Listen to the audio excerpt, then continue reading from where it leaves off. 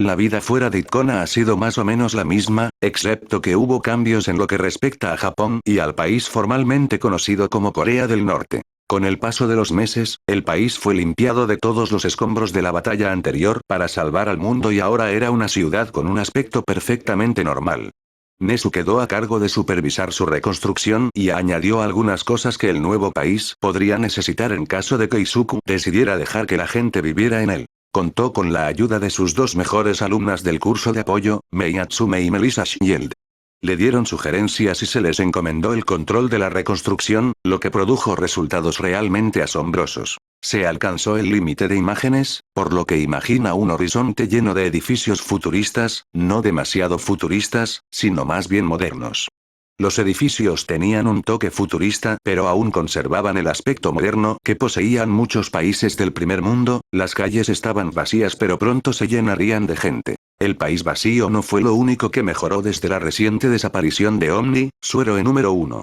Las cosas no han cambiado mucho. La delincuencia estaba en un mínimo histórico, literalmente del 1%, y la mayor parte era controlada por las fuerzas del orden en lugar de los héroes, ya que pronto quedarían obsoletos. Desde que Nezu asumió la presidencia del HPSC, usó su influencia, y mucho chantaje, para controlar a todos los héroes registrados en Japón.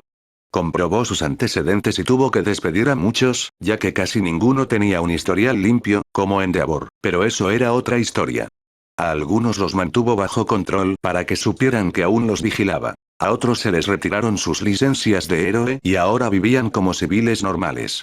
Lentamente, Japón dejaría de venerar a los héroes y se convertiría en seres superiores. También ha estado trabajando con el primer ministro para establecer licencias para quienes deseen usar sus peculiaridades de forma responsable. Estas licencias les permitirían protegerse o simplemente simplificar su vida diaria.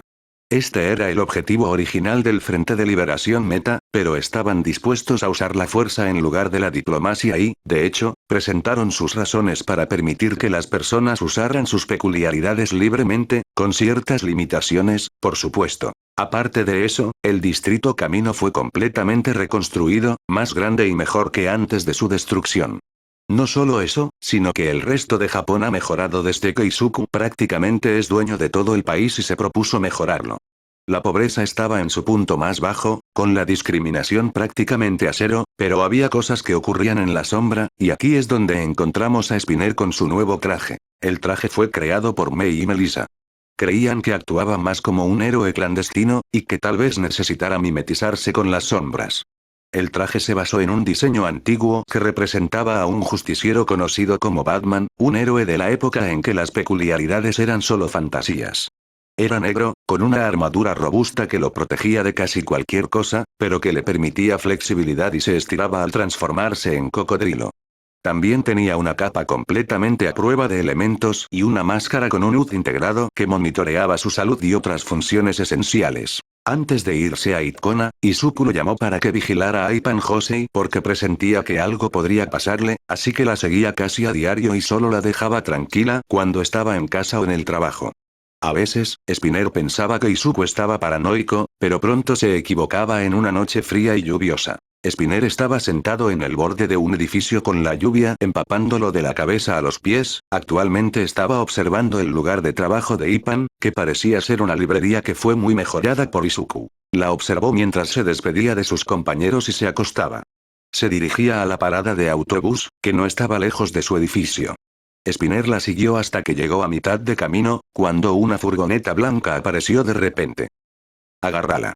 Personas con capas salieron corriendo de la camioneta y secuestraron a Ipan con sigilo y máxima eficiencia. Ni siquiera tuvo tiempo de gritar pidiendo ayuda antes de que la arrastraran a la camioneta y se fueran. Spinner, al ver todo esto, siguió la camioneta desde los tejados. Pudo igualar la velocidad de la camioneta con facilidad, pero mantuvo la distancia porque la necesitaba para llegar a su escondite. Unos 30 minutos después, la camioneta se detuvo en un almacén a las afueras de la ciudad principal. Spinner logró camuflarse en la noche y pasó desapercibido mientras los observaba abrir la camioneta, donde arrastraban a un zorro de casi 2 metros de altura que se agitaba. 1. Jesús, esta mujer necesita calmarse. 2. ¿Qué esperabas? Acabamos de secuestrarla. 1. Vamos a llevarla adentro, el líder está esperando. Ambos arrastraron a la mujer gigante hasta el almacén donde se podían escuchar voces de emoción. Spinner logró colarse sin alarmar a nadie y los siguió hasta donde la llevaban. Adentro no había nada especial, pero cuanto más avanzaban, mejor se volvía el ambiente. No podemos confiar en que la gente cambie, tenemos que contraatacar o la comunidad mutante siempre será tratada como basura. Una voz primitiva, casi animal, gritó en una habitación espaciosa, y parecía haber más personas que emitían sonidos de asentimiento.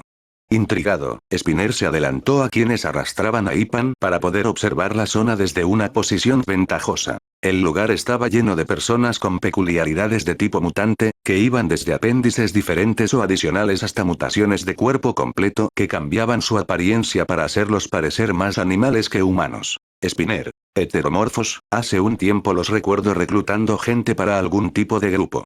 La mayoría solo quieren que cese la discriminación, mientras que otros son personas que se vieron obligadas a delinquir. No son tratados tan mal como una persona sin don, pero comparten la misma discriminación. Salió de sus pensamientos cuando vio a los dos tipos encapuchados entrar con Ipan, quien dejó de agitarse. La sentaron en el medio de la habitación antes de quitarle el trapo que le cubría la cara. Ah, bienvenido Ipan Josei. Te estábamos esperando. La figura apareció bajo la luz, lo que le permitió a Spinner ver claramente quién era. Era un hombre lobo alto y corpulento, más pequeño que el lobo huargo de Izuku, pero aún tenía algo de musculatura. Solo vestía pantalones y dejaba que su pelaje negro ondeara al viento. Tenía un mechón de pelo alrededor del cuello y ojos rojos penetrantes que lo amenazaban. Ipan. ¿Quién eres tú? Soy Jacob Montegray, pero puedes llamarme Wolfman, ya que mi nombre puede ser difícil de pronunciar. Ipan. ¿Eres extranjero? ¿Por qué tu nombre no suena japonés? Hombre lobo. Tienes razón en esa suposición. Vengo de una isla frente a la costa de México donde los heteromorfos viven libremente. Sin las restricciones del sistema ni la discriminación que el mundo nos impone. Ipan. ¿Pero qué quieres de mí? Hombre lobo. ¿Por qué? Para que te unas a nosotros y seas uno de los muchos que se convertirán en los héroes que salvarán a nuestra especie. Ipan. Pero no me interesa unirme a ustedes. No quiero ningún conflicto. Hombre lobo. Tenía miedo de que dijeras eso, pero aprenderás a aceptar mi propuesta después de unos meses en una celda. Ipan. ¿Qué? Hombre lobo. Llévensela. Los dos tipos encapuchados se miraron antes de encogerse de hombros. Estaban a punto de agarrar a Ipan, pero se detuvieron cuando escucharon algo pesado caer detrás de ellos. Spinner. Te sugiero que dejes ir a la chica o te romperé todos los huesos del cuerpo. Estaba en su forma de cocodrilo que se elevaba sobre todos. Todos estaban paralizados debido al aura de superioridad que lo rodeaba. Hombre lobo. ¿Y quién podría ser tu amigo? Spinner. Me llaman Spinner, puede que hayas oído hablar de mí. Hombre lobo. Sí, eres amigo del héroe Omni, que ha estado desaparecido durante más de 6 meses. Spinner. Está de vacaciones. Hombre lobo. Ya veo, pero ¿por qué estás aquí si él no está? Spinner. Me pidieron que la vigilara y me trajeron hasta aquí. Ipan. ¿Y Izuku dijo eso? Spinner. Sí, tenía el presentimiento de que algo malo te podría pasar y tenía razón. Hombre lobo. Tu amigo es un hombre precavido, pero eso no me impedirá liberar a mi gente. Spinner. ¿Por qué no intentar un enfoque más diplomático? Hombre lobo. Por favor, ¿crees que no lo he intentado? Nadie está dispuesto a escuchar las súplicas de un solo lobo a menos que les mostremos violencia. Hoy en día, a la gente solo le importan los héroes y no el panorama general. Spinner. Pero las cosas están cambiando, se están creando más leyes para proteger a las personas de la discriminación y cada vez es más inútil mantener a los héroes cerca. Hombre lobo. ¿Pero cuánto tiempo pasará antes de que el mundo cambie? Muchos prefieren mantener el status quo en lugar de pensar en la gente, en nosotros. Spinner. Entonces dame tu confianza, tengo conexiones con personas como Nezu y el primer ministro que pueden ayudar a combatir la injusticia. Hombre lobo. Dices mentiras. Se abalanzó sobre Spinner, quien no se movió de su lugar. Observó cómo Wolfman intentó atravesarlo con sus garras, pero estas se rompieron en el momento que hicieron contacto con su armadura. Hombre lobo. Maldito seas. Intentó atacarlo de nuevo, pero un golpe en el cuello lo dejó inconsciente. Spinner miró al idiota inconsciente con lástima. Sabía cómo trataban a los heteromorfos, pero iniciar una guerra para combatir las injusticias solo traería más problemas. Suspiró antes de activar un comunicador integrado en el casco. Spinner. Director Nezu, soy yo. Nezu, Coms. ¿Qué puedo hacer por ti, Spinner? Spinner. Acabo de detener a un grupo de heteromorfos de iniciar una guerra, pero tenían buenas razones para pensarlo, me encargué de su líder, pero ahora tengo un almacén lleno de ellos. Nesu, coms. Enviaré algunos de mis agentes para ayudar a asistirlos y otros para ayudar a transportarlos a los edificios de apartamentos recién construidos, no lejos de mi oficina. Spinner. Gracias señor, estaré esperando. Colgó la llamada y miró a las personas que estaban reunidas en el almacén, se sintió mal por ellos porque también querían un cambio. Spinner. Escuchen, el director Nesu envía a su gente para trasladarlos a una vivienda mejor. No se alarmen, ya le informé de su situación y ninguno de ustedes será arrestado, solo su líder, ya que parece ser quien orquestó esto. Todos parecieron calmarse y esperaron a que llegaran. Spinner volvió a su forma normal y caminó hacia Ipan, quien lo miraba con asombro. Spinner, ¿estás bien? José. Estoy bien, solo que no pensé que Izuku enviaría a alguien a vigilarme. Solo nos conocemos desde hace más de un día. Spinner. Izuku es el tipo de persona que ayuda a las personas en lo que puede. Sabía que algo podría pasarte, así que me envió solo como precaución. José. Ya veo. Spinner. ¿Dónde se conocieron ustedes dos? José. Bueno, iba camino a casa del trabajo cuando dos matones me acorralaron en un callejón y me exigieron que les diera mis pertenencias. Iban a hacer otras cosas, pero Izuku llegó y me salvó. Me acompañó a casa después de dejar a los matones y se quedó un rato antes de irse. Spinner. Eso explica por qué Miriko captó su olor. Spinner. Bueno, tienes suerte de que él estuviera allí. Acabas de conseguir un amigo muy poderoso. Charlaron unos minutos más antes de que los coches empezaran a llegar al almacén. Spinner los condujo afuera y los dirigió a los autobuses de transporte. Ordenó uno específico para llevar a Ipan de regreso a su casa y otro para hablar directamente con el director. Tras unos minutos de viaje, llegó a su oficina, la misma que usaba el anterior presidente. Spinner. Director Nesu. Nesu. Spinner, supongo que estás aquí por los heteromorfos. Spinner. Sí, me gustaría saber si podemos hacer algo. Si no hacemos algo, muchos de ellos acabarían provocando un levantamiento. Nesu. Y ahí es donde entras tú. Spinner. Perdón. Nesu. ¿Te gustaría defender a la comunidad heteromorfa, convertirte en su voz para que tengan la oportunidad de vivir una vida mejor? Spinner. ¿Estás seguro de que soy la persona adecuada para el trabajo? Nesu. Sí, he visto que realmente quieres ayudarlos y estoy dispuesto a apoyarte, al primer ministro también. Spinner se quedó allí un momento, pensando en cómo esto disminuiría la discriminación hacia los de su especie y, tras unos minutos de reflexión, miró a Nesu con una determinación ardiente en los ojos. Spinner. Lo haré. Nesu. Excelente, ahora necesito explicarte algunas de las cosas más políticas que debes aprender cuando se trata de representar a una facción. Mientras Spinner lidiaba con el problema de los heteromorfos, Himiko y sus aliadas Unohana y Duise vivían sus propias aventuras. Estaban en la UA impartiendo clases de primer año del curso de héroes, y ahora te preguntarás cómo consiguieron los trabajos. Nesu se lo sugirió a Aizawa, quien ahora era el nuevo director de la prestigiosa escuela de héroes, con Oboro como su segundo al mando, para aliviar la carga extra. Su incorporación al puesto de director fue realmente sorprendente, ya que no mucha gente creía que un indigente con falta de sueño fuera apto para ser director, pero fue aún más sorprendente saber que, de hecho, tenía una maestría en educación.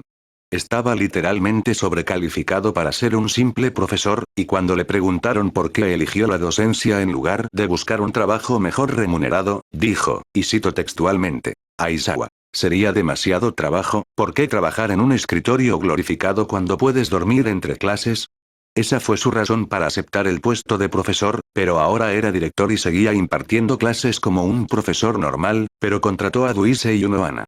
Ellas serían profesoras en las nuevas clases que Aizawa estableció, ya que las consideraba aptas. Además, llevaban trajes nuevos, pues creían que era hora de un cambio. El traje de Duise se inspiró en un antihéroe conocido como Red Décimo, hizo lo que ningún héroe haría para mantener la paz, y Spinner lo consideró un acto honorable, aunque tuviera que matar en el proceso. El traje en sí era técnicamente una copia exacta del original, pero estaba hecho con materiales más resistentes que lo protegían de la mayoría de los ataques. En cuanto al traje de Unohana, descubrió que el de Uraraka era único y quería algo similar al suyo. Usó los bocetos originales y solo eliminó algunas piezas, haciendo pequeños ajustes al diseño para que se ajustara a su gusto. Se centró más en la practicidad que en llamar la atención. Uno Ana impartía una clase sobre fisiología de los quirks, donde profundizarían en ellos para ver si podían encontrar algo nuevo.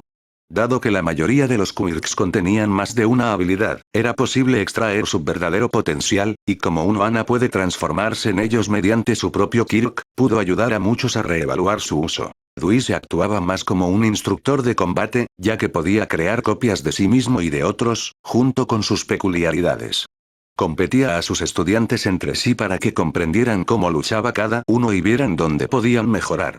Esto les ayudaba a comprender sus peculiaridades a un nivel más fundamental. Touya y Tenko también estaban ocupados haciendo sus propias cosas desde que Izuku se fue, incluso cambiaron sus disfraces, pero era más por comodidad que por cualquier otra cosa. Tenko se inspiró en el estilo de traje de su hermano y su padre, y pensó que era hora de usar algo similar.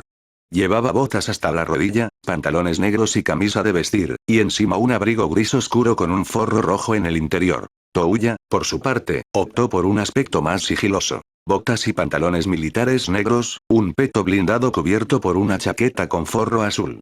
Para completar su aspecto, llevaba una máscara similar a la de los spinners, que cumplía las mismas funciones. Ahora, cuando se trata de lo que estaban haciendo durante la ausencia de Izuku, Touya enseñaba a su familia a usar sus dones con la mayor eficiencia posible. Le enseñó a Rei a usar su don con mayor precisión en lugar de ataques a gran escala, y le encargó crear esculturas que requerían una concentración y delicadeza extremas. Fuyumi tenía la misma tarea, pero se centraría más en el control, y Natsuo necesitaba un control preciso, ya que su don era mucho más fuerte que el de los otros dos. A Shoto le enseñaron a usar su nueva habilidad de fósforo de forma más creativa en lugar de centrarse en el poder destructivo. Hablando de la familia Imura, Touya empezó a salir con Burning más a menudo y poco a poco fueron formando un vínculo que se convertía en romance. Descubrió que podía confiar más en ella, ya que a ella no le gustaba Endeavor, lo cual ya le había dado buena reputación. Además, como poseía la mitad de sus activos, tenía cierto control sobre sus agencias, así que implementó algunos cambios que beneficiaron a sus empleados. En lo que respecta a Tenko, realmente no ha hecho mucho excepto acostumbrarse a los vestigios que viven dentro de su All for One. Dentro de su mundo vestigio era solo un desastre, la mayor parte del área estaba desorganizada y necesitaba ser limpiada. Mugen y Yoichi tuvieron mucho trabajo organizando sus peculiaridades debido a lo difícil que era todo. Los demás vestigios ayudaron y lograron que el lugar fuera más manejable. Además, han estado vigilando el mundo vestigio de Izuku desde que se creó un agujero que los conecta. No pudieron cruzar porque literalmente les impedía hacerlo. Solo podían observar desde afuera, pero era casi todo oscuridad. Rumi y Kaina trabajaban con Star and Stripe, ya que no los necesitaban mucho en Japón y querían estar cerca para cuando Izuku regresara. Estaban destinados en Nueva York, ya que ya tenían sus licencias de héroes internacionales. También cambiaron el vestuario por algo más práctico, ya que no les importaba la imagen de la gente. Lo bueno es que algunos fueron tomados de los diseños de Izuku por si decidían optar por una nueva apariencia. Kaina optó por un aspecto más práctico que todavía funcionara como un disfraz, pero tenía una estética más militar, la protegía de arriba a abajo pero dejaba el área del estómago abierta para permitir una mayor flexibilidad. El traje de Rumi, por otro lado, se parecía a un vestido chino llamado Cheongsam, pero estaba adaptado a su traje anterior, todavía la protegía de la mayoría de las cosas, pero solo de las partes importantes como los órganos internos, aunque también podía regenerar los órganos dañados. Unos 8 meses después de que Izuku se infiltrara, ocurrió algo relacionado con las 5 mujeres que Izuku mantenía cerca.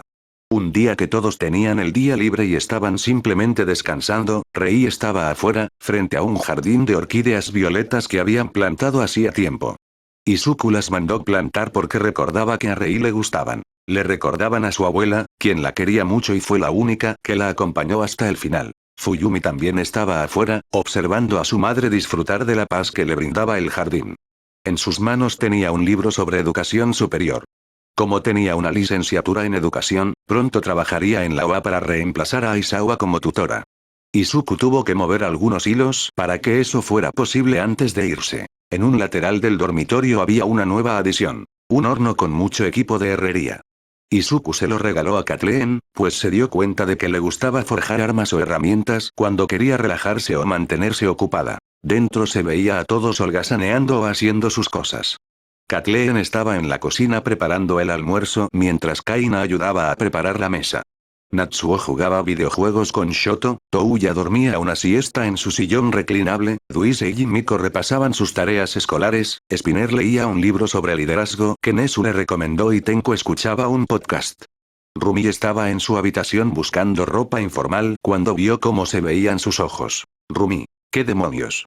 Su arrebato alertó a toda la casa y acudieron corriendo a su habitación, excepto Tenko, que estaba demasiado absorto en su podcast. Wade, podcast. Weirdal, sé que estás viendo esto ahora mismo. Podcast. Daniel Radcliffe te interpretaría en tu película biográfica y luego renunciaría a su papel como Weirdal en la película biográfica de Weirdal solo para insultarlo. Wade, podcast. ¿Se pronuncia biopic? Siempre he dicho biopic. Podcast. La gente dice biopic y me parece una locura porque no es una biopic. Es una película biológica. Es una biopic, o mejor dicho, biográfica. Perdón, no biológica. Mark, podcast. Está vivo, es biológico. Podcast. Es una película biológica, es una película biográfica. Mark, podcast. ¿Quieres ver estas dos películas, amigo? Se acerca la parte biológica. Podcast. Y así es como conseguimos cortometrajes. Tenko. Jeje, cortometrajes. De vuelta con Rumi, que no dejaba de mirarse en el espejo, sobre todo en los ojos. No se dio cuenta de que los demás estaban en la puerta, observándola con preocupación. Kaina. ¿Qué pasa? Rumi. Mis ojos. Kat. ¿Qué le pasa a tus ojos? Rumi. Esto. Se dio la vuelta y les mostró que sus ojos ahora tenían forma de corazones. Rumi. Oh, no. Kain. ¿Qué? Rumi. Chicos, miraos en el espejo. Todos se acercaron al espejo y revisaron sus reflejos, la mayoría parecían estar bien pero 4 mujeres encontraron el cambio peculiar. Kathleen. ¿Por qué mis ojos tienen corazones? Rei. ¿Es esto debido a una peculiaridad que no conocemos? Fuyumi. Podría ser, ¿qué más podría explicar esto? Kaina. Creo que deberíamos hablar con Inko para asegurarnos de que estamos bien. Rei. Buena idea. Llamaron a Inko para informar a Ua mientras se dirigían a la oficina de Recovery Girls. Cuando llegaron ella comenzó a examinarlos, lo que le dio más o menos los mismos resultados que cualquier otro control, pero algo le llamó la atención. Inko. Rumi, ¿puedo preguntarte cuándo fue la temporada de apareamiento?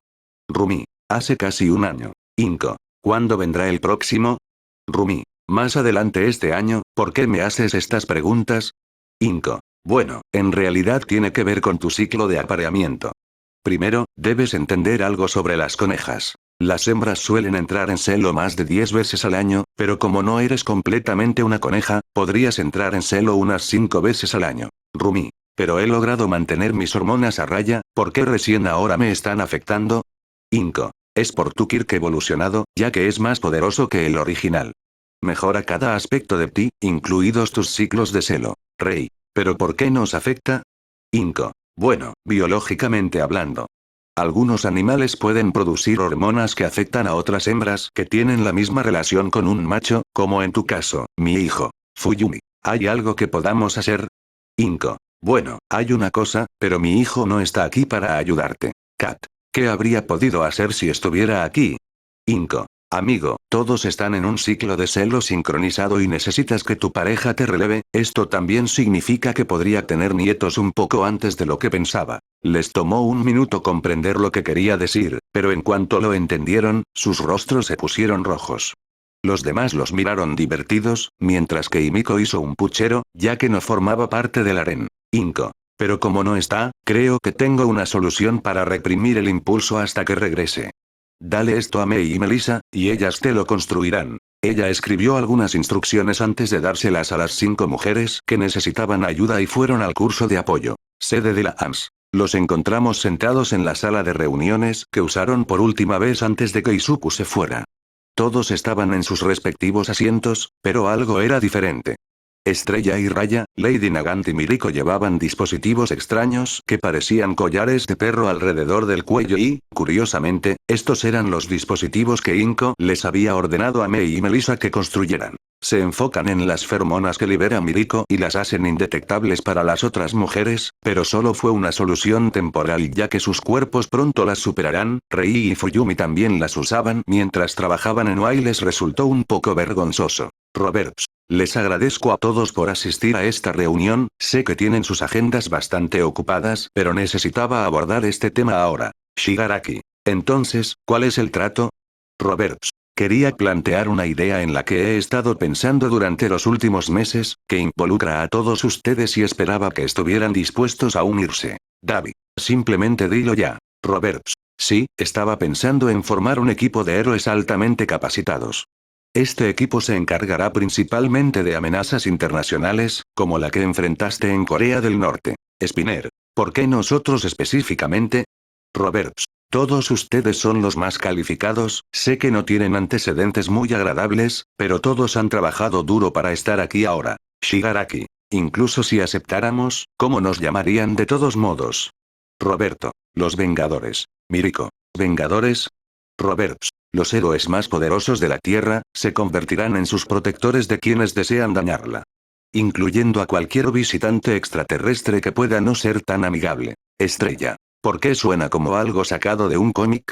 Roberts. Sé que esto suena ridículo, pero todos ustedes son actualmente los humanos más fuertes de la Tierra, solo superados por Omni, por supuesto. David. Entonces, ¿quién nos liderará, ya que nuestro personaje principal se encuentra actualmente en una misión?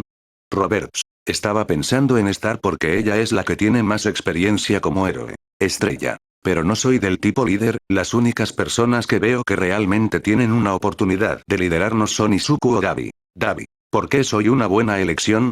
Estrella. Eres el más sensato de todos nosotros y además tienes algo de experiencia como líder, ya que te has hecho cargo de la mitad de la agencia Endeavor. Nagant. Ella tiene razón en eso. 1 Ana. Creo que deberíamos votar, todos a favor de que Davi sea el líder interino hasta que Isu regrese, digo yo.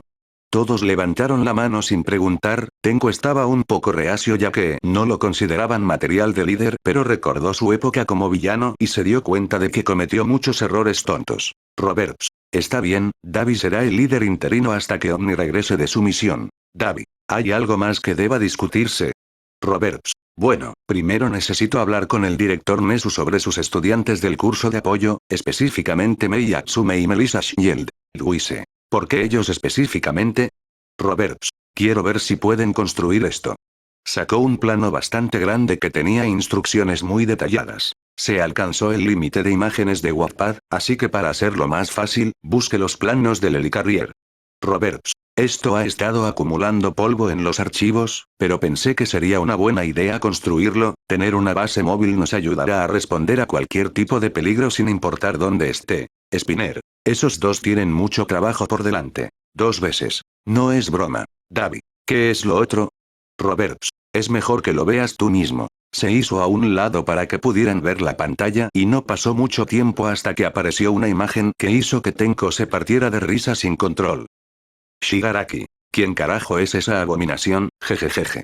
Roberts. Ese es Dark Mig, el autoproclamado sucesor de All Might y el próximo símbolo de la paz. David. Parece All Might si se hubiera hecho cirugía plástica. Miriko. Y un lifting facial. Roberts. Las apariencias engañan, pero es su primera misión como Vengadores. Nuestras fuentes descubrieron que planea apoderarse del mundo y llenar el vacío que All Might dejó una vez que se retiró. Shigaraki. ¿Cuál es su peculiaridad? Roberts. No lo sabemos, pero lo que sí sabemos es que tiene algo que ver con la manipulación de la materia, pero no estoy seguro hasta qué punto. Y Miko. Bueno, estoy segura de que no será difícil derrotar a ese tipo. Roberts. Me gusta tu confianza y espero que tengas éxito en tu misión, puedes partir ahora y buena suerte. Salieron de la sala de reuniones y se dirigieron a abordar una aeronave muy avanzada que los llevaría al sitio de la misión, pero se sorprendieron al ver quién la piloteaba. Escribiré la película Your Next como capítulo extra una vez que tenga la oportunidad de verla. Estudio de soporte de UA. A Mei y Melissa se les encargó construir la enorme aeronave, lo cual les llevaría un tiempo. Por supuesto, contarían con la ayuda de ingenieros muy cualificados de la AMS, pero aún necesitaban solucionar cualquier otro problema antes de comenzar la construcción. Estaban encorvadas sobre una mesa con los planos, que tenían algunas marcas de lápiz, y estaban haciendo algunos cambios al diseño, ya que era bastante antiguo. Melissa. Hemos logrado solucionar los problemas menores que tiene esta versión, pero siento que aún tenemos un largo camino por recorrer. Mei. Lo sé, al ritmo que vamos diría que el año que viene ya habríamos recorrido la mitad del camino. Melissa. ¿No hay nada que podamos hacer para acelerar las cosas? Mei. Bueno, hay una cosa que quería comentar. Melissa. ¿Qué es? Mei. He estado diseñando una IA pero le falta un componente clave que solo Izuku puede proporcionarme, necesita una versión cristalizada de una peculiaridad de inteligencia para que pueda actuar como su cerebro. Melissa. ¿Qué propósito tendría, en todo caso, una IA? Mei. Bueno, para empezar, sería la primera línea de defensa de Japón una vez que obtenga permiso para integrarme y, si es posible, también actuaría como la computadora central de la UA a la que solo las personas con autorización de alto nivel pueden acceder. Melissa. Puedo verlos considerándolo, pero ¿de qué otra manera serviría? Mei. Comandaría una legión de robots con los que Izuku y yo hemos estado experimentando. Movió los planos de la mesa donde apareció una pantalla holográfica, presionó algunas teclas antes de que aparecieran varios esquemas. Límite de imágenes de Wattpad, así que solo imagina los planos de la Legión de Hierro de los Vengadores. La era de Ultron. Melissa se maravilló del diseño simple de los robots. Parecían humanos, pero con interior de metal y carne. No parecían hostiles y se dio cuenta de que estaban diseñados principalmente para rescates, no para nada más. Mei. Este es un diseño de prototipo del producto terminado, ya que aún necesitamos probarlo y registrar sus acciones para ver qué necesita cambiar. Melissa. ¿Qué te hizo surgir esta idea? Mei. Izuku me dijo una vez que quería abolir el sistema de héroes, ya que era el que causaba más problemas en el mundo, ya fuera indirectamente o intencionalmente. Ya hemos considerado el clamor de quienes aún ven a los héroes como algo digno de veneración, así que hemos pensado en la Legión de Hierro para reemplazarlos. Melissa. ¿Legión de Hierro? Mei. De todas formas, es pegadizo. Estos bebés actuarían como centinelas y estarían apostados en lugares estratégicos para poder actuar sin previo aviso. Detendrían ataques de villanos o rescatarían personas de entornos peligrosos, pero solo actuarían si las fuerzas del orden no pueden controlarlos. Ella dejó de hablar pero siguió mirando los planos, sus ojos parecieron ponerse vidriosos mientras los miraba. Mei. Veo una armadura alrededor del mundo, protegiendo a todos de lo que pueda haber ahí afuera. Melissa. Parece un mundo frío, Mei. Mei. He visto más frío. Ambas permanecieron en silencio. Melissa miró a su amiga, a quien conoce desde hace casi un año. Se comportaban como hermanas y se conocían casi por completo. Mei había hablado de su vida y ella hizo lo mismo. Eran casi iguales. A Mei la menospreciaban por su don débil, mientras que a ella no lo tenía. Ambas querían acabar con la discriminación que sufrían personas como ellas, y como Izuku ya les llevaba ventaja, lo apoyarían incondicionalmente. Melissa. Entonces, ¿qué debemos hacer primero? Mei. Primero debemos construir el cristalizador antes de obtener el Kirk. Tengo los planos que usó el Dr. Garaki para licuar los Quirks, pero con algunos ajustes puede hacer una versión sólida. Melissa. ¿Las peculiaridades copiadas de Izuku no están encerradas en una bóveda? Mei. Sí, pero conozco a alguien que nos ayudará a conseguirlo. Melissa. Bien, entonces comencemos a construir. Construir el cristalizador solo les tomó 5 horas ya que tenían los planos y cambiaron ciertos componentes sobre la marcha, el dispositivo era del tamaño de un horno con muchos cables sobresaliendo pero aún se veía relativamente limpio. Mei. Ahora que está hecho, podemos conseguir la pieza que falta, así que sígueme. Salieron del estudio y caminaron hacia el dormitorio de Izuku, donde encontraron a Eri y Kota holgazaneando afuera. Si se preguntan por qué Kota estaba allí, bueno, después de pasar la Navidad con una familia extraña, le preguntó a su tía si podía vivir con ellos permanentemente. Aizawa tuvo que persuadirlo y tranquilizarlo, ya que vio potencial en el joven maestro Agua. Se transfirió a la UA, donde Fuyumi le enseñaría todo el currículo restante de su escuela anterior. Eri estaba emocionada de tener cerca a su supuesto hermano para poder divertirse más cuando no estaba haciendo tareas escolares. Desde que su padre se fue a Itkona, ha estado un poco deprimida, pero Kota logró apartarla de sus pensamientos. Sonreía más y parecía un poco más madura para su edad, pero nadie se quejaba. Mei. Hola a ambos, ¿cómo estáis? Eri. Lo estamos haciendo muy bien. Kota. Simplemente holgazaneando. Mei. Me alegra oír eso, pero ¿puedo pedirte un favor, Eri? Eri. ¿Qué pasa? Mei. Necesitamos un Kirk de la bóveda de tus padres y solo tú puedes conseguirlo para nosotros. Kota. ¿Qué tipo de peculiaridad? Melissa. Una peculiaridad de inteligencia, es para un proyecto en el que hemos estado trabajando y le falta un componente especial. Especial. Ya veo. Se sentó allí con una mano en la barbilla. Sabía que era algo importante si le pedían ayuda para conseguir el don.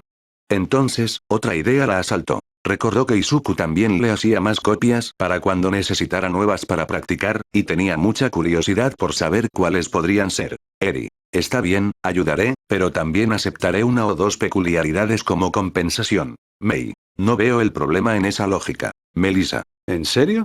Mei. ¿Qué? Es un intercambio justo por ayudarnos. Melissa. Tienes razón ahí. Mei. Muy bien, ahora sígueme. Ella los condujo a los cuatro al sótano del dormitorio donde estaba la bóveda, ya que era la primera y más cercana amiga de Izuku, ya estaba informada sobre la bóveda, pero solo puede ser abierta por una persona que maneje All for One. Bajaron donde había una puerta de metal con un escáner a un lado, Mei le hizo un gesto a Eri para que se acercara y cuando lo hizo, un rayo de luz la escaneó de arriba a abajo antes de pitar. Eri Midoriya, bienvenida a la bóveda de peculiaridades. Las puertas metálicas silbaron antes de abrirse, y el aire frío las golpeó en cuanto estuvieron completamente abiertas. Al ver el interior, se encontraron con estanterías y estanterías de recipientes que contenían fluidos brillantes y arremolinados. Ciudad. Woa. Mei. Woa es un eufemismo. Melissa. ¿Cuántas peculiaridades hay? Mei. Probablemente más de 100, pero estamos perdiendo el tiempo, Eri. Podrías encontrar un don de inteligencia, el más fuerte si es posible. Eri. Claro. Sus ojos brillaron con un rojo inquietante al examinar cada don. Obtuvo la descripción de todos ellos con advertencias adicionales sobre sus peligros. Le tomó un segundo, pero encontró el don que Mei buscaba. Inteligencia absoluta. Otorga al usuario facultades intelectuales que trascienden a todos los demás seres sensibles, y otros niveles de inteligencia, en su universo. Eri. Lo encontré. Zarcillos negros se filtraron desde su espalda y formaron un brazo, el brazo se estiró para adquirir la peculiaridad y se lo entregó a Mei, quien sonrió una vez que tuvo la pieza faltante. Mei. Gracias Eri, como prometí, puedes elegir cualquier peculiaridad que quieras. Eri volvió a mirar los estantes y revisó las peculiaridades nuevamente hasta que se detuvo en una específica. Manipulación del espacio-tiempo. Le da al usuario la capacidad de manipular, doblar, distorsionar, controlar y plegar el continuo espacio-tiempo, los tejidos de la realidad y la existencia misma en la que todo y cada cosa existe. Su brazo constructivo agarró el Kirk, pero también notó que había una nota adjunta a él. Eri, si planeas visitar otros universos o líneas temporales, por favor, intenta no involucrarte, ya que podrías alterar la estructura del espacio-tiempo. Además, ten cuidado cuando te encuentres con mis otras variantes, porque no todas son tan amigables como yo. Al terminar de leer la nota, absorbió el don y sintió que se asentaba en su mundo vestigial, más organizado que el de su perezoso tío. También recibió las instrucciones sobre cómo usarlo, probablemente sin ponerse en peligro ni a sí misma ni a los demás. Mei. ¿Entonces estamos todos bien? Eri asintió y salieron de la bóveda, pero no antes de cerrarla. Mei y Melissa regresaron al estudio de apoyo, pero Eri llevó a Kota a uno de los gimnasios al aire libre ya que quería probar su nuevo Kirk. Lo primero que hizo Mei al regresar al estudio fue insertar el recipiente con el don y esperar a que se cristalizara. Melissa llegó unos segundos después y se paró junto a Mei, quien observaba cómo el dispositivo hacía su magia. Melissa. No va a explotar, ¿verdad? Mei. ¿Por qué lo haría? Melissa. Básicamente estamos creando un supercerebro que tiene una de las peculiaridades más poderosas de la Tierra. Mei. Está bien, podría haber algo de energía que se escape cuando se forme el cristal, por lo que tal vez necesitemos usar guantes protectores. El cristalizador tardó unos 10 minutos en sintetizar el don en una forma cristalina. El dispositivo se abrió y dejó caer una pastilla del tamaño de una pelota de golf. Mei la recogió con cuidado, la giró y separó las dos mitades, maravillada con lo que vio. La piedra era amarilla y podía sentir cómo liberaba una energía desconocida. Lo bueno es que no era peligrosa. Estaba tan fascinada con su belleza que no se dio cuenta de que flotaba lentamente hacia su frente y estaba a punto de tocarla. Melissa. Nosotros. Mei. ¿Eh? Se dio cuenta demasiado tarde, la piedra la tocó y la envolvió en una luz amarilla brillante. Universo, 616. Infinito. Todo está borroso. Eso era lo único que pasaba por la mente de Mei mientras se deslizaba por una espiral interminable. No distinguía el arriba del abajo. Intentó mover las extremidades, pero le costaba mucho. Oía voces apagadas que resonaban en la oscuridad. Ahora mismo tengo 2 de las 6 gemas del infinito y una de ellas sigue en la tierra. El problema es que está protegida por la hechicería del Santa Santorum, a pesar de que se ha convertido en museo y todos sus hechiceros murieron hace más de 200 años. Escuchó a alguien murmurar sobre cosas que no entendía. Le tomó unos minutos más escuchar el murmullo para recuperar el control de su cuerpo y, al hacerlo, pudo ver que estaba en una especie de laboratorio casero. Aún podía oír el murmullo, pero mucho más claro que antes. Lo extraño de la voz era que la reconocía de algún lugar. Es posible infiltrarse en el santuario, pero estoy segura de que aún mantiene sus defensas en pie. Incluso si uso las otras dos piedras, será casi imposible salir de ahí sin ser detectada. Siguió la voz que la condujo a una oficina llena de papeles con ecuaciones que comprende en cierta medida, pero lo que le impactó fue la persona sentada en un escritorio, encorvada, escribiendo algo a un ritmo frenético. Esta fue la primera persona con la que se hizo amiga. Él la aceptó tal como era y no la juzgó por su peculiaridad. Vestía pantalones negros impecables, una camisa blanca de abajo arriba y un chaleco negro para completar el look. Llevaba las mangas arremangadas y el cabello tan despeinado como siempre. Aunque parecía 1 o 2 años mayor que ella, o que su cabello y ojos eran de un vibrante tono verde, seguía siendo el mismo chico que conoció hacía tantos meses. Izuku. Gritó su nombre aunque su voz era apenas un susurro, pero él logró oírla. La miró con sus ojos verdes y vio algo parecido al amor brillar en ellos. Oye, Mei, llegaste temprano. Se levantó del escritorio y, alcanzándose a su altura máxima, la superaba con creces. ¿Eh? Ella no entendía lo que quería decir. Izuku simplemente se acercó y la abrazó con todo el amor que pudo. Mei quedó atónita ante el gesto cariñoso, pero no lo rehuyó. Disfrutó de su fuerte abrazo. Se separó lentamente de ella, pero la mantuvo a distancia, mirándola a los ojos con tanta pasión que casi la deja inconsciente. ¿Pasa algo? ¿Se está adaptando bien el extremis a tu cuerpo? Le preguntó con preocupación. Le parecía un poco extraño que el virus la hubiera rejuvenecido un poco más de lo previsto. Mei estaba demasiado aturdida para responder, lo que lo preocupó aún más. Ahora que la observaba más de cerca, parecía diferente a la última vez. Eres Mei, ¿verdad? Eso pareció sacar a Mei de su estupor y se apartó rápidamente. Escucha, sé que estás confundido, y yo también, pero déjame explicarte. Soltó un grito frenético que hizo que Izuku se pusiera en guardia. Retrocedió hasta llegar a su escritorio y se agarró al borde con una fuerza tan fuerte que astilló la madera. Tienes un minuto para explicar por qué te pareces a Mei, dijo con una voz tan severa que la asustó, pero ella intentó controlarse. Bueno, para empezar, esta extraña piedra me trajo aquí. Le mostró el don cristalizado que brillaba bajo el sol del mediodía.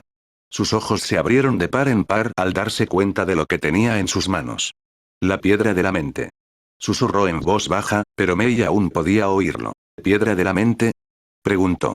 La piedra de la mente es una de las 6 piedras del infinito creadas al nacer nuestro universo. Cada piedra otorga a su usuaria acceso a diversas habilidades.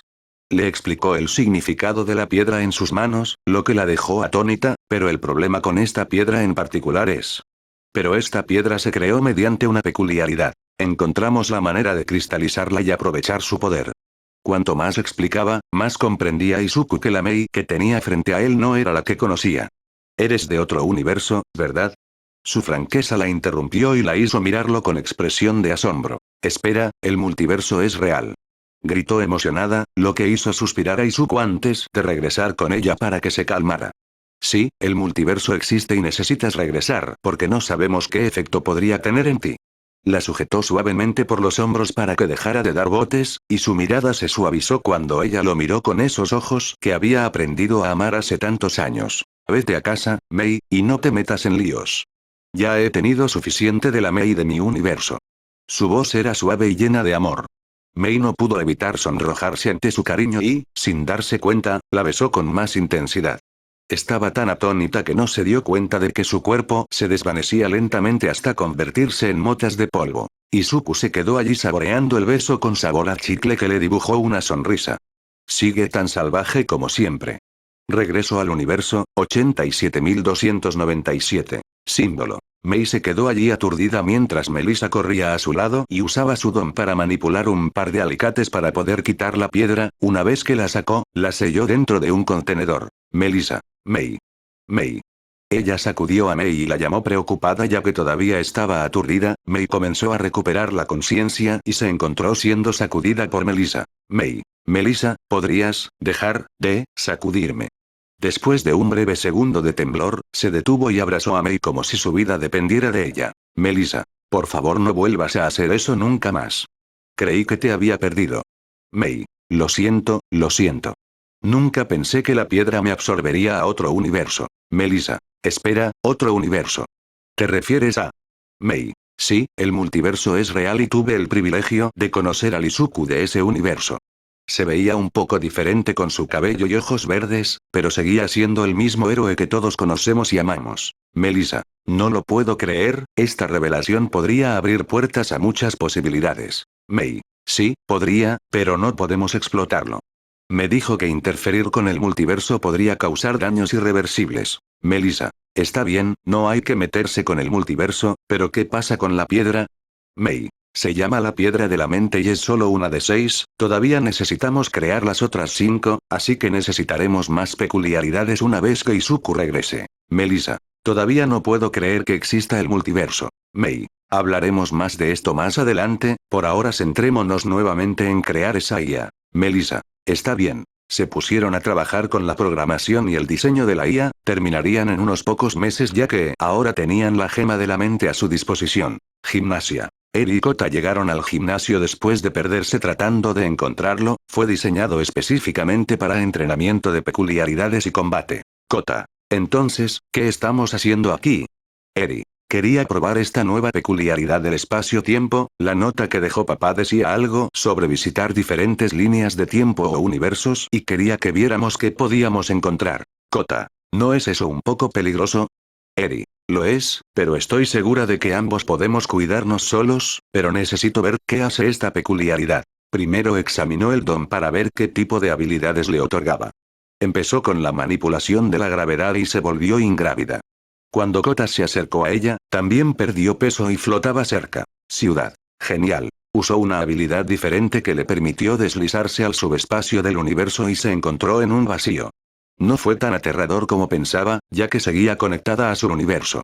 No había nada emocionante en el subespacio, así que regresó con Kota, quien seguía flotando. Continuó probando diferentes habilidades, desde la manipulación del tiempo hasta el control del concepto de relatividad, y finalmente llegó al viaje tetradimensional, donde puede atravesar libremente el multiverso. Eri. Oye Kota, ¿quieres hacer un viaje a través del multiverso? Kota. ¿Estás seguro de que no nos meteremos en problemas por esto? Eri. Estás olvidando que probablemente soy la tercera persona más fuerte de la Tierra. Kota. Buen punto. Eri. Vamos. Ella le tomó la mano y se concentró en crear una distorsión en el espacio-tiempo que abrió un portal. Se enganchó a ese portal, que formó una esfera de luz con extraños símbolos inscritos. Un segundo después, desaparecieron por completo del gimnasio y se desplazaron a través de la 4 dimensión. Universo, 23879. Película de miedo. Eri y Kota aparecieron de repente en una ciudad extrañamente similar a Musutazu, miraron a su alrededor para no ver nada fuera de lo común excepto que había una confrontación sucediendo no muy lejos de ellos. Kota, ¿quieres ver qué pasa por allá? Le preguntó a Eri, quien seguía mirando a su alrededor intentando encontrar a su padre. Eri. Claro, y quizás podamos encontrar a papá. Tenía curiosidad por saber dónde estaba su padre adoptivo en este universo. Se preguntaba qué hacía allí en comparación con su universo original. Ambos se acercaron sigilosamente al lugar del alboroto y lograron tener una visión de lo que estaba pasando exactamente, aunque lo que vieron fue un poco confuso para ser honestos. 2 personas desconocidas que vestían capas negras con máscaras de fantasmas estaban allí inmóviles, ambos tenían cuchillos en una mano que parecían estar empapados en un líquido rojo y viscoso. Kota. ¿Esos 2 son asesinos en serie? No estaba seguro de si debían intervenir por si acaso iban a causar daño físico. Eri. Veamos qué pasa antes de intentar nada. Abrió un portal debajo de ellos que los dejó en la azotea de un edificio con vistas al dúo. Observaron cómo ambos caminaban por una calle donde aparentemente se encontrarían con alguien, uno de los 2 agarró a su pareja antes de hablar. Cara de fantasma 1. Dame ese cuchillo. Exigió con una voz muy familiar que intentaron disimular haciéndola más grave. Fase 2. Ved por él. Le entregó el cuchillo mientras lo animaba, pero Kota captó una voz que ya había oído antes. Cara de fantasma N1. Veamos quién se muere. Hizo girar el cuchillo mientras caminaba hacia la segunda persona, que parecía haber surgido de la nada, pero no parecía humana. ¿El alien? Le siseó a Fase 1 quien se detuvo, miró hacia su compañero antes de retroceder lentamente. Fase 1. Sí, al diablo con eso. Le devolvió el cuchillo a su compañero y lo agarró del brazo con un poco de fuerza. Katsuki, pensé que dijiste que íbamos a matar a un depredador. Katsuki. Sí, y te traje un depredador. Explicó sin mucha preocupación en su voz, confundido por lo que le preocupaba a su compañero. Fase 1. Sí, dije que quería matar a un depredador, no a el depredador. No le entusiasmaba luchar contra uno de los cazadores más peligrosos de su galaxia. Katsuki. Dijiste que querías matar a un depredador, así que te traje uno. Intentó razonar con él, pero eso pareció enfurecerlo aún más. Cara de fantasma 1. Dije que quería matar a un depredador infantil, no a un maldito extraterrestre de verdad. Alzó la voz intentando enfatizar la situación en la que se encontraban. Katsuki. Oh, deberías haber sido más específico. Fase 1. Específico. ¿Qué necesitaba especificar? Katsuki. Bien, cálmate. Además, ni siquiera parece tan aterrador. Le indicó a Izuku que mirara al alienígena, pero vio cómo abría la boca y les mostraba sus colmillos, que parecían venenosos. Fase 1. Katsuki, ¿cuántas veces puedes arruinar esto? Primero el dios genocida, luego el vampiro de gatillo fácil, luego el loco maníaco con motosierra, y no olvidemos la última vez que, de alguna manera, trajiste al mismísimo hijo del maldito Esparta. Enúmero cuántas veces los ha jodido y ha tenido que ponerlos a salvo cada vez. Katsuki. Soy nuevo en esto, no me des la lata. De verdad que era nuevo en esto, pero siempre parecía traer al tipo equivocado para matar. Fase 1. Nunca más te dejaré elegir a la víctima. Le quitó el cuchillo de las manos y lo apuntó al alienígena cazador. Katsuki. Tú puedes, Izuku. Intentó animarlo, pero un insulto lo interrumpió. Izuku. Cállate, Katsuki. Estaba harto de que Katsuki arruinara sus planes. Solo llevaba unos meses como asesino en serie y era bueno en lo que hacía.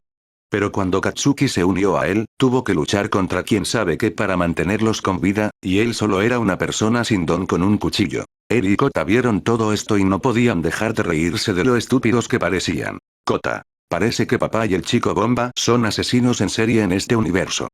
Chasqueó el estómago e intentó calmarse por lo mucho que se reía. Eri. Sí, nunca pensé que papá pudiera ser amigo de él, y mucho menos compañero. Estaba de rodillas intentando recuperar el aliento de la risa. Era muy gracioso ver algo así. Vamos, veamos en qué universo acabaremos. Ella agarró a Kota una vez que ambos recuperaron el aliento y estuvieron envueltos en una esfera de luz que tenía símbolos extraños flotando a su alrededor, solo tomó un segundo antes de que desaparecieran como si nunca hubieran estado allí. Universo, 18.480. Días del futuro pasado. Kota y Eri aparecieron en un remolino de energía que iluminó la zona antes de extinguirse y revelar a los dos hermanos. Estaban un poco desorientados tras viajar entre universos, pero pronto se orientaron. Miraron a su alrededor y se encontraron en una habitación abierta, oscura y lúgubre con un pilar que parecía irradiar energía, vendas negras como telas envolvían la base del pilar que se extendía hasta la parte superior. ¿Dónde estamos? Kota miró el pilar y no pudo ver con exactitud la cima, pero presentía que algo estaba allí. No estoy segura, cada universo tiene sus propias características que mi don debe registrar antes de darme su nombre. La explicación de su don del espacio-tiempo fue breve, pero tenía sentido. Aún no comprendía del todo la cantidad de poder que poseía, pero esperaba que su padre le enseñara al regresar de su misión. ¿Puedes llevarnos allá arriba? Quiero ver qué tienen tan envuelto. Eri solo asintió antes de que una plataforma de energía apareciera bajo ellos. Se elevó lentamente del suelo y los acercó a la cima del pilar. Cuanto más se acercaban, más les costaba respirar.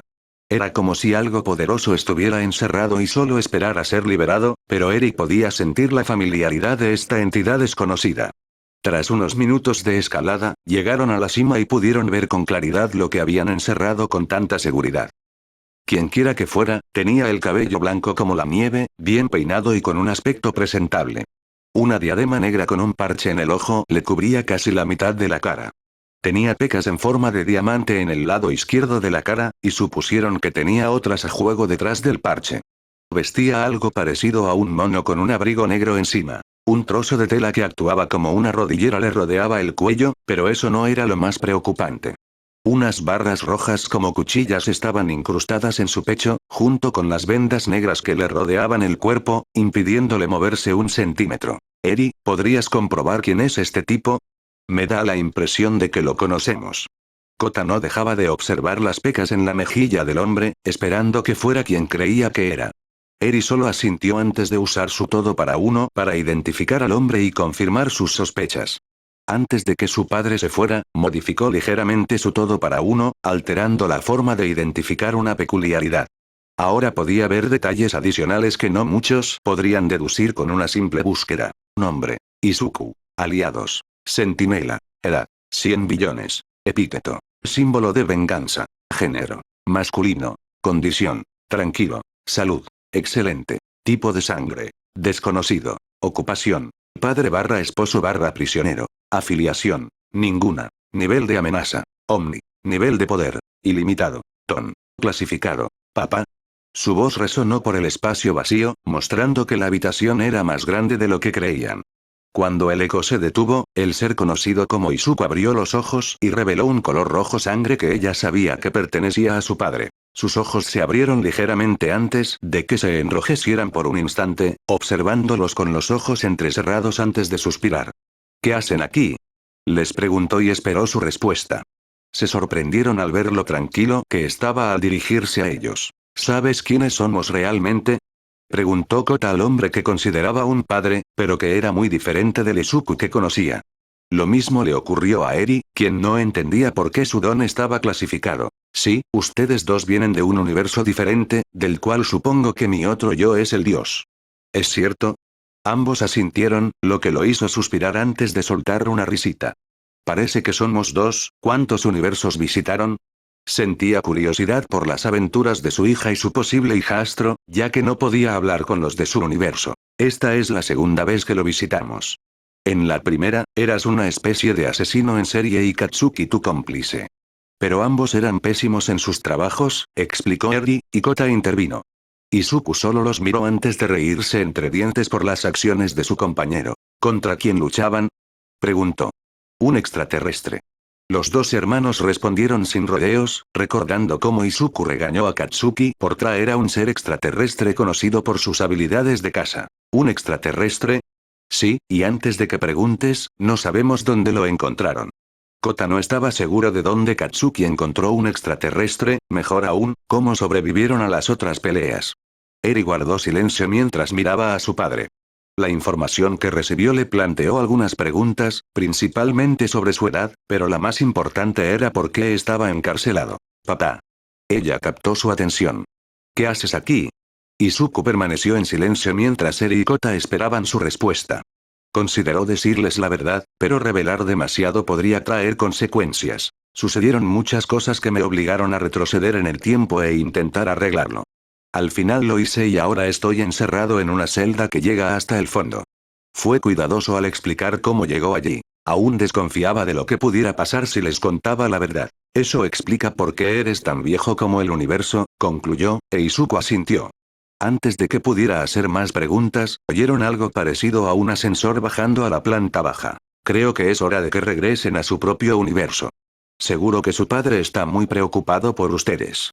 Los ahuyentó con la cabeza. No quería que quienquiera que lo visitara los viera en un lugar como este.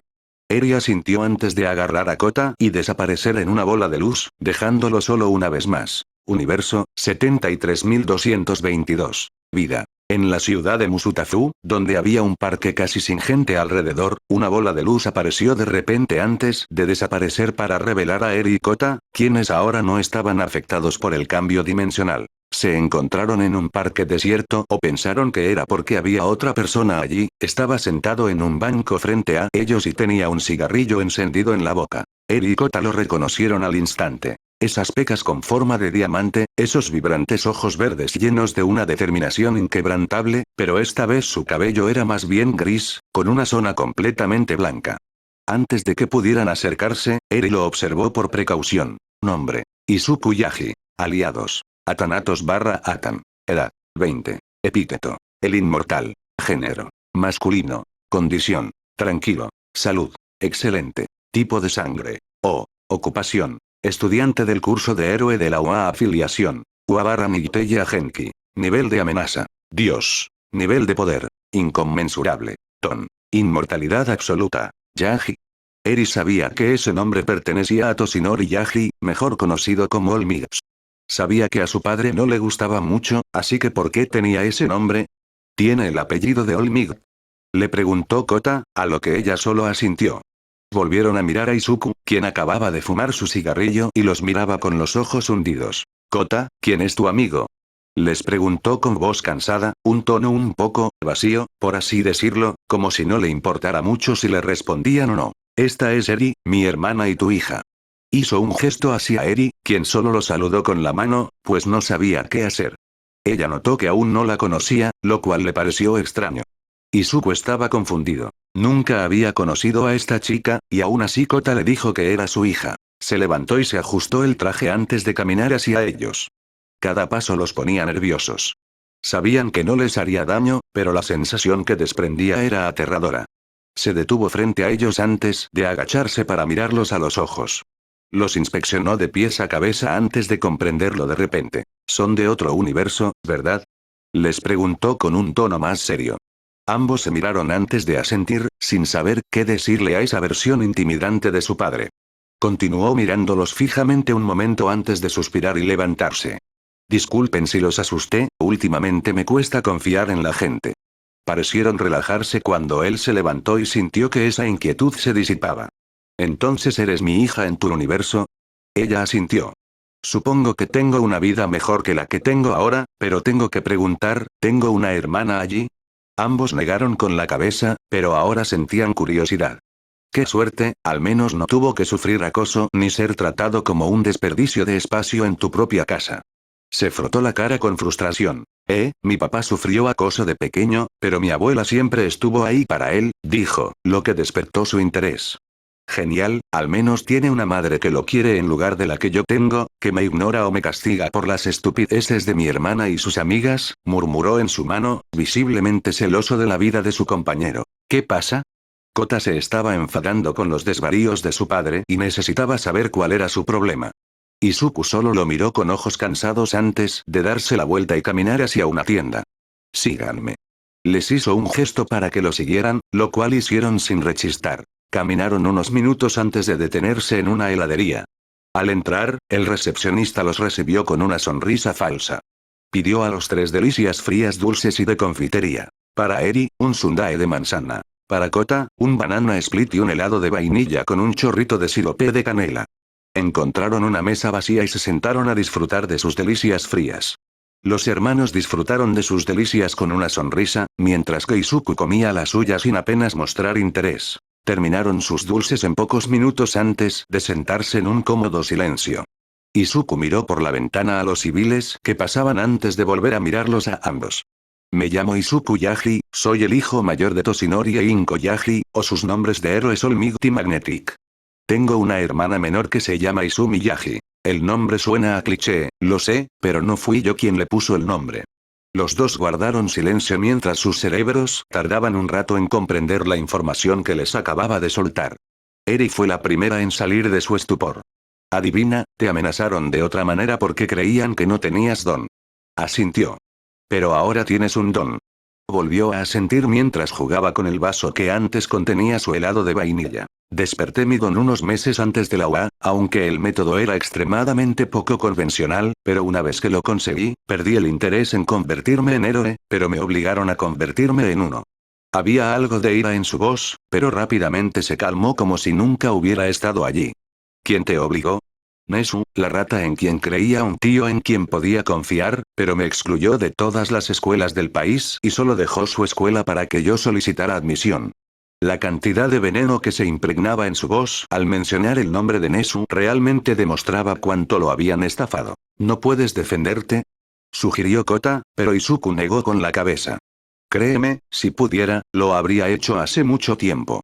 Nezu tiene suficiente poder para chantajear a esta roca flotante. Tiene demasiado poder, mientras que yo soy un don nadie al que obligaron a convertirme en héroe. No tengo más remedio que aceptar mi destino». Se recostó en su asiento y suspiró profundamente. Los dos niños no pudieron evitar sentir lástima por esta versión de su padre. Ambos se levantaron para sentarse a su lado y, sin darse cuenta, lo abrazaron con todas sus fuerzas. No pudo evitar devolverles el abrazo mientras les agradecía en silencio su amabilidad.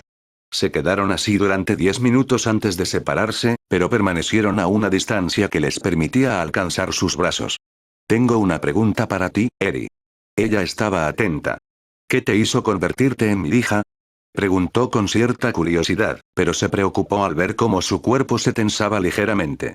Papá me rescató de un hombre malvado que me usó para crear balas antidón. A ella no le gustaba hablar de cómo la usaban, algo que Izuku entendía, pero ahora parecía tener el ceño fruncido y una luz en los ojos que prometía dolor. Overhaul va a desear no haberse atrevido a tocar tu linda cabecita. Se levantó con las dos en brazos, pagó sus golosinas y salió de la tienda para que pudieran regresar al parque que conocieron. Escuchen, ustedes dos pueden regresar a su universo original mientras yo visito a cierto germófobo que se arrepentirá de haber lastimado a mi hija. Tenía una leve sonrisa que parecía inocente desde afuera, pero escondía algo que distaba mucho de serlo. De acuerdo, solo prométeme que me darás una paliza por lastimar a mi hermana. Así es, pequeño. Ambos chocaron los puños antes de que Izuku los bajara. Le dio un beso a Eri en el cuerno antes de retroceder para dejarles espacio. Ambos se despidieron con la mano mientras eran envueltos por una esfera de luz y desaparecieron en un instante. Izuku se quedó allí unos segundos antes de sacar su teléfono y marcar un número. «Isu, ¿qué pasa?», dijo una voz femenina que ha llegado a adorar desde el otro lado de la línea. «Kaina, llama a Rumir Yuko, y nos vemos en la agencia de Niteye». «¿Por qué? ¿Pasó algo?», le preguntó ella, y él solo volvió a mirar hacia donde estaban Eri y Kota antes de volver a concentrarse en el teléfono. «Creo que tenemos una pista sobre el caso Shia Saikari. Universo, 621. Blade. El monte Fuji, que se dice se formó hace más de 100.000 años, tiene una base de cerca de 65 millones de años. La última erupción registrada ocurrió el 16 de diciembre de 1707. Con el paso de los años, el volcán se enfrió lo suficiente como para ser clasificado como inactivo, aunque seguía siendo monitoreado por precaución. Tras 100 años de inactividad, finalmente se declaró inactivo y se consideró seguro para la exploración. Sin embargo, debido a la aparición de anomalías, esto nunca se llevó a cabo. En el cráter del volcán inactivo, una esfera de luz apareció repentinamente antes de apagarse rápidamente, revelando a Eri y Kota, quienes quedaron maravillados con lo que vieron. Como el monte Fuji no estaba perturbado por la vida humana, floreció con vegetación y árboles tan frondosos que apenas se podía ver a través de ellos. Esto es realmente bonito. A Kota le encantaban los árboles altos porque le recordaban al campamento de las meninas. Eri estuvo a punto de decir lo mismo, pero se detuvo al oír a alguien hablando a lo lejos. Vamos a echar un vistazo. Eri tenía una peculiaridad que le permitía controlar los árboles, así que la usaba por si alguien que se encontraban no era amigable con ellos. Cuanto más se acercaban a la voz, más clara la oían. La reconocieron, pero no estaban seguros de si pertenecía a quienes creían ser. Al llegar a un claro, pudieron ver a quién pertenecía. El pelo verde fue una sorpresa, ya que todas las variantes que habían visto siempre tenían un aire blanco o gris, pero aún conservaba esas pecas con forma de diamante. Sus ojos eran de un verde más claro, pero se veían apagados, lo que contaba una historia muy triste y desgarradora. Las grandes ojeras eran lo más preocupante de su rostro. Nombre: Izuku Midoriya/Yagi. Aliados: ninguno. Edad: 19. Epíteto: el prodigio. Género: masculino. Condición: tranquilo. Salud: normal. Tipo de sangre: O. Ocupación: estudiante. Afiliación: Clan Midoriya. Nivel de amenaza: dragón. Nivel de poder: inmenso. Ton: ninguno. Ustedes dos no deberían estar aquí, dijo una voz áspera y muy vieja desde atrás.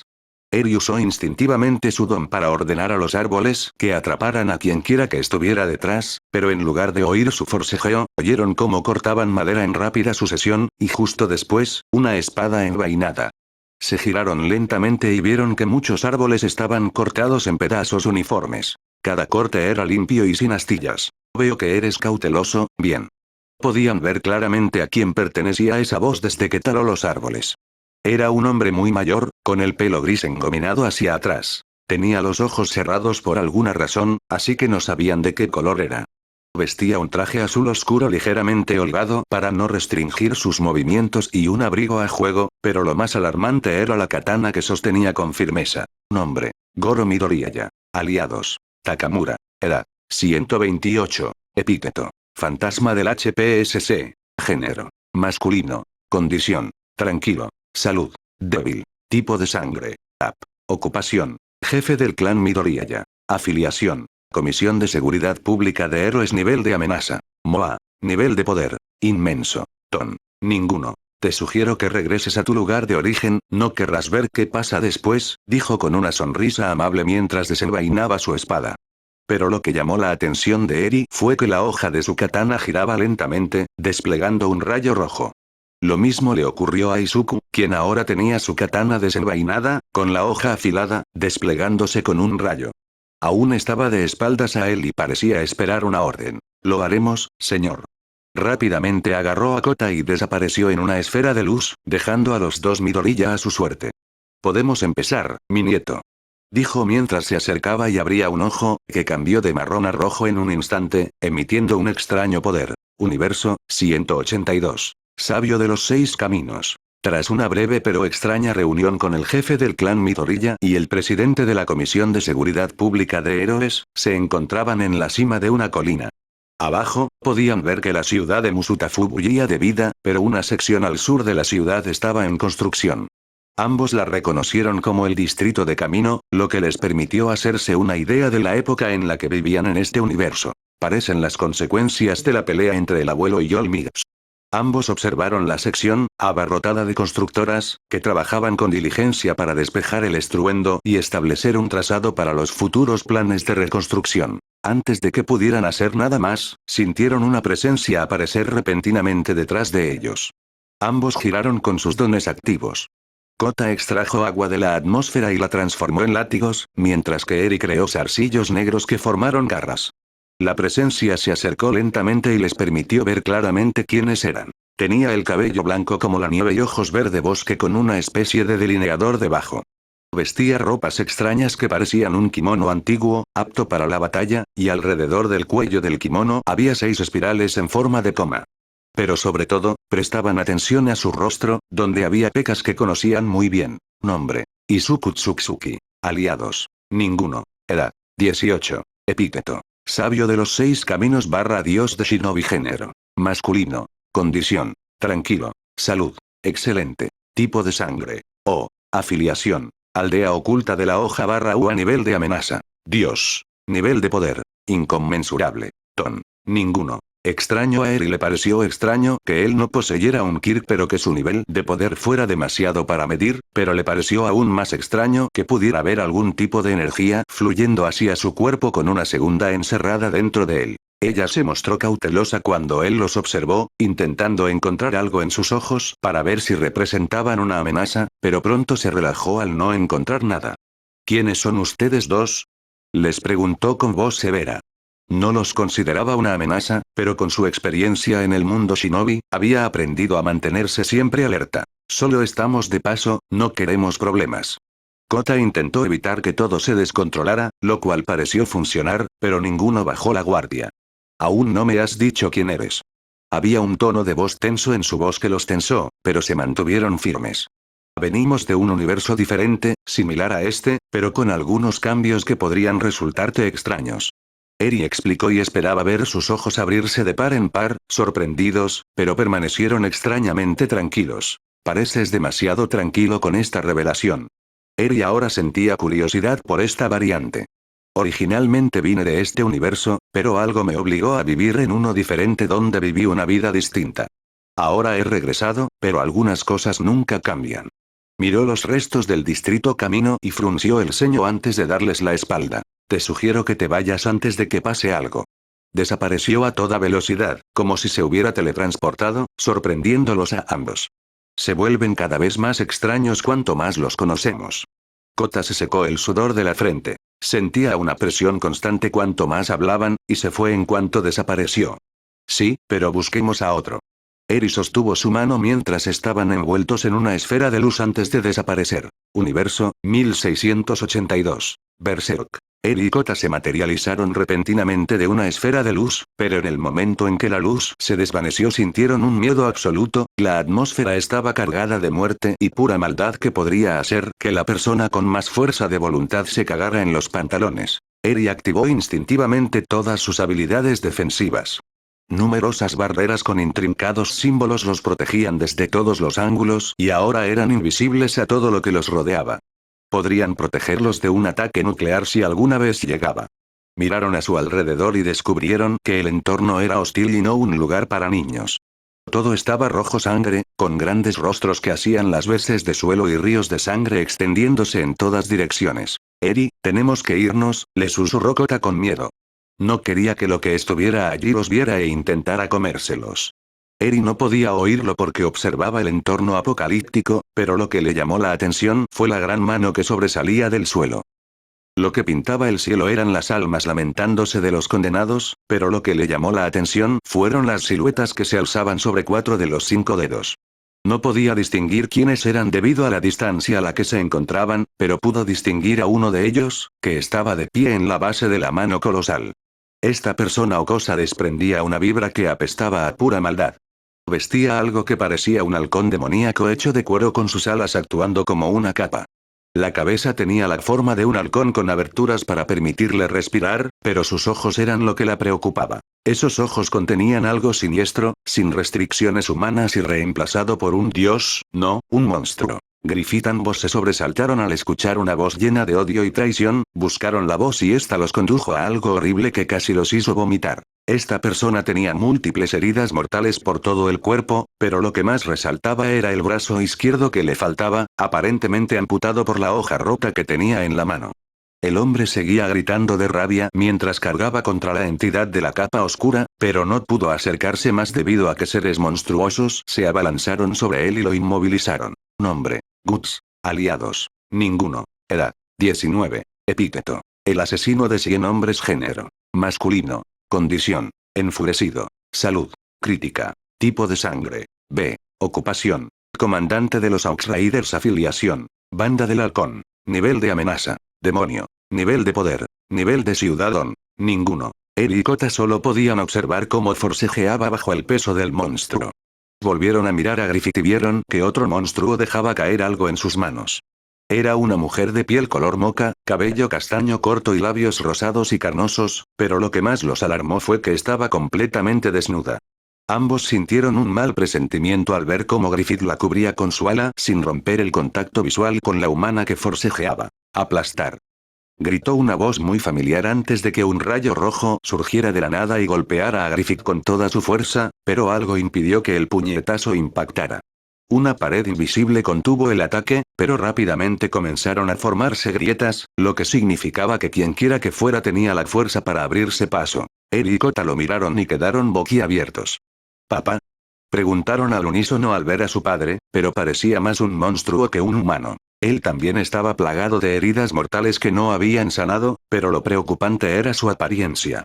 Su cabello era blanco como la nieve, con sangre goteando de un lado, un ojo rojo que ardía con un odio inextinguible, le faltaba el otro ojo, pero la energía se derramaba por el agujero, todo su cuerpo estaba envuelto en zarcillos negros que emitían un aura roja, y algunos sobresalían de su espalda como apéndices adicionales. También le faltaba el brazo izquierdo, pero fue reemplazado por los zarcillos negros que filtraban algo de energía. Nombre: Izuku Midoriya. Aliados: Deku. Edad: 20. Epíteto: monstruo humano. Género: masculino. Condición: enfurecido. Salud: crítico. Tipo de sangre: desconocido. Ocupación: ejército de un solo hombre. Afiliación: Banda del Halcón. Nivel de amenaza: Ma-O. Nivel de poder: potencial infinito. Kirk: 1 para todos / todos para uno, con varios quirks robados. Continuó avanzando a través de la barrera y aparecieron más grietas. Griffith no se inmutó por esto y solo observó con diversión, pero esa diversión pronto se convirtió en preocupación cuando vio que su brazo falso comenzó a emitir electricidad negra y apuntaba directamente a su cara. Antes de que los dos niños pudieran seguir mirando, Eri usó su Kirk nuevamente y los consumió en un estallido de luz antes de desaparecer justo cuando Izuku lanzó el ataque que estaba preparando. Universo 616. Infinito. De repente aparecieron dentro de un espacio de oficinas, pero estaban bastante conmocionados por lo que acababan de ver, no notaron que alguien entró a la oficina hasta que estuvieron parados justo frente a ellos. Quienquiera que fuera, llevaba un extraño traje metálico que tenía ojos brillantes y una pieza de pecho de forma extraña, pero lo más intrigante de ellos eran las 6 piedras que estaban unidas a su brazo derecho. La figura no hizo ningún acto para hacerles daño, pero Eri no iba a correr ningún riesgo después de lo que vio. Nombre: Izuku Stark /Yagi. Aliados: Thanos. Edad: 22. Epíteto: el titán loco. Género. Masculino. Condición. Preocupado. Salud. Excelente. Tipo de sangre. O. Ocupación. Señor de la guerra. Afiliación. Industrias Stark. Nivel de amenaza. Omega. Nivel de poder. Casi omnipotente. Ton. Ninguno. Estaba a punto de atacar al misterioso extraño, pero se detuvo una vez que el traje aparentemente se desprendió de su cuerpo y se formó en un guante con las 6 piedras aún incrustadas en ellos. Una vez que ambos tuvieron una imagen clara de quiénes eran, corrieron hacia ellos y los abrazaron como si sus vidas dependieran de ello. ¿Qué vieron estos dos? Usó la gema de la mente y vio cómo viajaban por diferentes universos, hasta que vio el último. Le perturbó descubrir que su contraparte estaba atrapada en otro mundo. No quería que recordaran algo tan horrible, así que borró ese recuerdo. Descubrió que aún querían visitar una línea temporal alternativa de su propio universo, así que usó la gema verde combinada con la azul para enviarlos a una línea temporal alternativa. Les advertí que no se metieran con el multiverso. Señaló antes de mirar las piedras incrustadas en su guantelete, sin poder evitar reírse entre dientes. De verdad soy inevitable. Línea de tiempo alternativa. Símbolo. Ambos aparecieron de repente en otra oficina, sin recordar los dos universos que habían visitado por última vez. ¿Dónde estamos ahora? Preguntó Kota Eri mientras observaba la habitación. Era una oficina estándar con una gran ventana que les permitía ver el exterior. Estaban en un lugar muy alto. Hola, mis dos hijos, dijo una voz muy familiar desde un escritorio situado en el centro de la habitación. Se giraron para mirarla y vieron un rostro muy familiar. Nombre. Izuku Shigaraki. Aliados. Omni. Edad. 30. Epíteto. Símbolo del caos. Género. Masculino. Condición. Tranquilo. Salud. Excelente. Tipo de sangre. Desconocido. Ocupación. Padre / esposo / gobernante del mundo. Nivel de amenaza. Omni. Nivel de poder. Omnipotente. Ton. 109.000 millones. Papá. Ambos corrieron hacia sus brazos ya abiertos y lo derribaron al suelo entre risas. Él se dejó llevar por el momento mientras sus dos hijos lo abrazaban con todas sus fuerzas. Bueno. Me alegra verte también. Logró quitárselos de encima y dejarlos sobre su escritorio. Veo que se han estado divirtiendo viajando entre universos. Tenía una sonrisa amable mientras se dirigía a sus dos hijos, pero en su interior sabía que algo debía haber sucedido, pero ellos no lo recordaban. Conocimos a tus otras variantes. Todas parecen geniales, pero algunas son solo aguafiestas. Kota podría haber usado una palabrota, pero la forma en que su padre lo miraba le hizo pensar lo contrario. Sí, pero todas parecen geniales. Son mucho más fuertes que cualquier persona que haya visto, excepto tú, claro. Eri dijo todo eso con una sonrisa radiante, sin saber que uno de los universos era literalmente un infierno en la Tierra. Me alegra verte de vuelta sano y salvo, pero creo que es hora de que regresen. Seguro que mi otro yo está muy preocupado. Chasqueó los dedos, lo que abrió un portal que los enviaría de vuelta a su línea temporal original. Papá está en una misión y no sabemos cuándo volverá. Explicó con algo de tristeza. Kota le puso una mano en la espalda para intentar consolarla.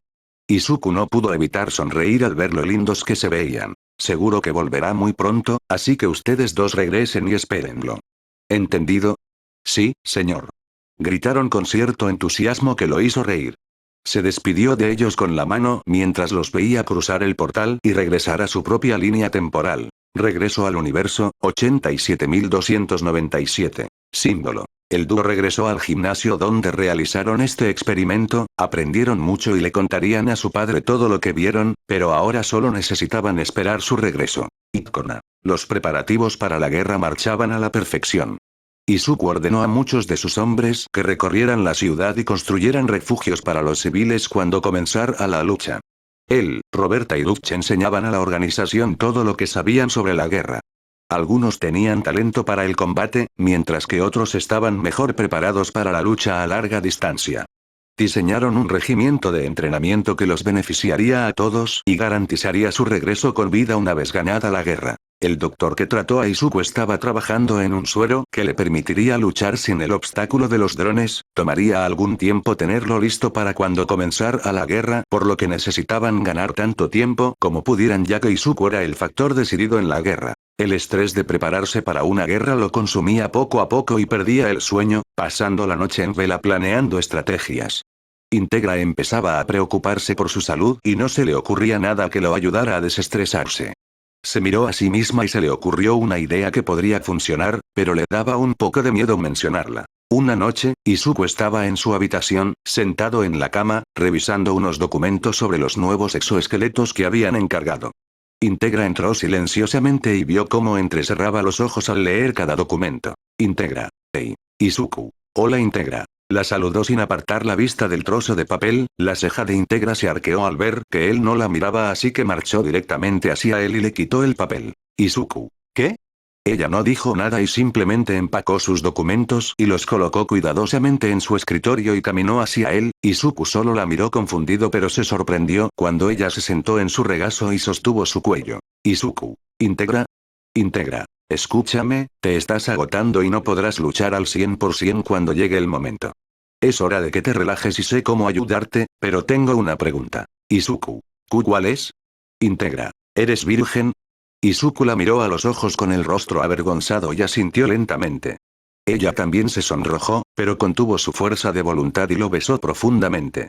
Izuku se sorprendió por la repentina acción, pero pronto se dejó llevar por el beso y finalmente se relajó.